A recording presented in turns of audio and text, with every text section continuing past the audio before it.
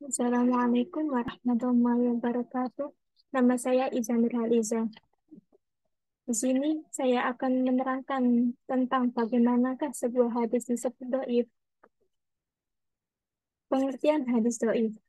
Hadis dhaif menurut bahasa berarti lemah.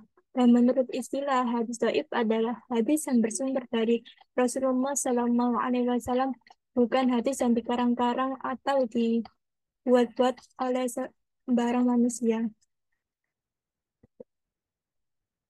Contoh hadis dhaif. Diriwayatkan oleh Jures an-Nabi dari seorang laki-laki Bani Sulaim. Rasulullah bersabda, puasa itu setengahnya kesabaran dan kesucian itu setengahnya iman. Imam Ibnul Maidi dalam kitab Tanbihut Tahzib, sanad hadis ini dikatakan dhaif. Ciri-ciri hadis dhaif. Yang pertama, gugurnya perawi hadis. Yang kedua, cacatnya pada matan atau perawi. Yang ketiga, tidak berasal dari ucapan Rasulullah. Yang keempat, hadis yang dimasuki sisipan dan bukan bagian dari hadis tersebut. Macam-macam hadis dhaif. Yang pertama, hadis mu'allaq. Hadis mu'allaq adalah hadis yang berasal dari kata allaqo, yang artinya menggantungkan dengan sesuatu. Menurut istilah, adalah hadis yang pada permulaan sanadnya dibuang atau dihapus baik secara rawi atau berturut-turut. Contohnya, misalnya bila seseorang mengatakan Rasulullah SAW berkata, atau dari sahabat Abu Hurairah bahwa Rasulullah berkata, tanpa menyebutkan rangkaian sanadnya dari awal, maka hadis tersebut dinamakan hadis mu'allaq. Yang kedua, hadis mursal. Menurut bahasa, hadis mursal berasal dari kata arsalah, yang artinya menceraikan atau melepaskan sanadnya. Menurut istilah, hadis mursal adalah hadis yang dihilangkan perawi setelah tabi'in atau sahabat dan dari akhir sanadnya. Contohnya, seperti hadatsana Musaddadun, hadatsana Husaim an Husain an Mu'adz bin Zuhra annahu balagha anna Nabiyya sallallahu alaihi wasallam kana idza aftara qala Allahumma laka sumtu wa ala rizqika aftartu.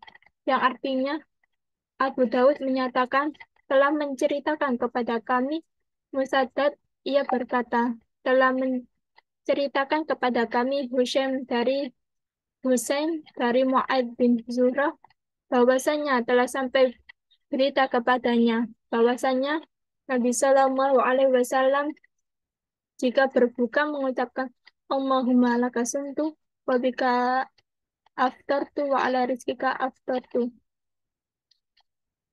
Hadis riwayat Abu Dawud.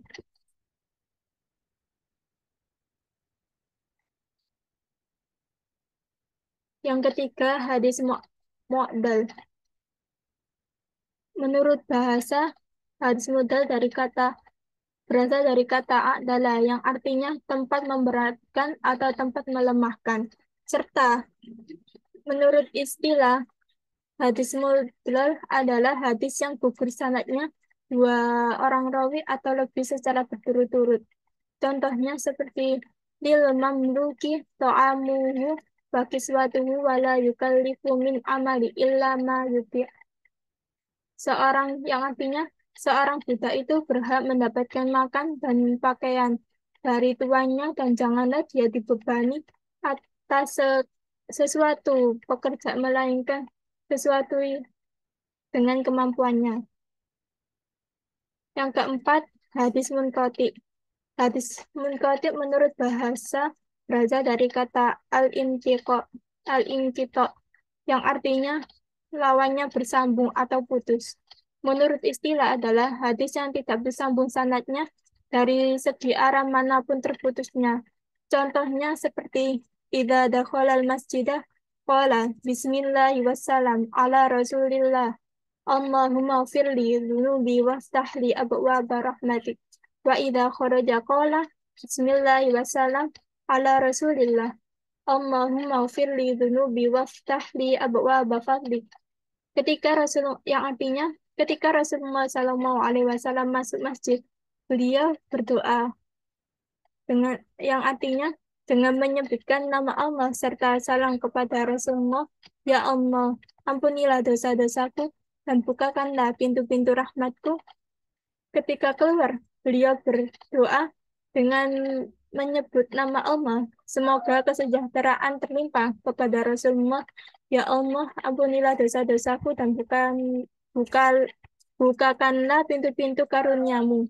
Hadis riwayat Ahmad nomor 250 25213. Hadis riwayat Ibnu Majah nomor 763.